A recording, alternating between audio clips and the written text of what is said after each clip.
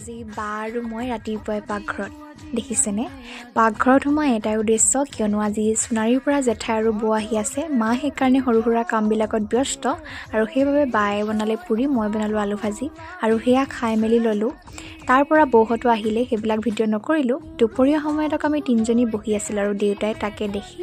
ঘৰৰে জলফাই পাৰি আনি দিলে আৰু তিনিজনীয়ে জলফাই সোৱাদ ল'লোঁ তাৰ পৰা আহিলোঁ ফটো মাৰিবলৈ বুলি আৰু ফটোকেইখন ইয়াতে দুখনমান ইনক্লুড কৰি দিলোঁ আৰু এয়া হৈছে জেঠাইৰ কাষত থকা জেঠাই সহপাঠী সন্ধিয়ালৈ আহিলোঁ আকৌ পৰিস্মিতা বা ঘৰলৈ পৰিস্মিতা বাই নিমন্ত্ৰণ এটা দিছিলে বায়ে ক'লে ব'ল নিমন্ত্ৰণটো ৰক্ষা কৰি আমি দুয়োজনী আৰু এয়া ভিতৰত ভকতক ভোজ দি সেৱা জনাইছে আৰু আমাকো ভিতৰত দি দিলে আৰু এয়া পৰিস্মিতা বাই ভিডিঅ'টো সংকট কৰি দিয়াত সহায় কৰিলে এয়া আমি বহিলোঁ সুন্দৰকৈ আৰু আমাৰ খাই মেলি হ'ল এতিয়া শেষত পৰিস্মিতা বাই বহিছে আৰু আজিৰ মিনি ভ্লগটো ইমানেই আছিলে বাই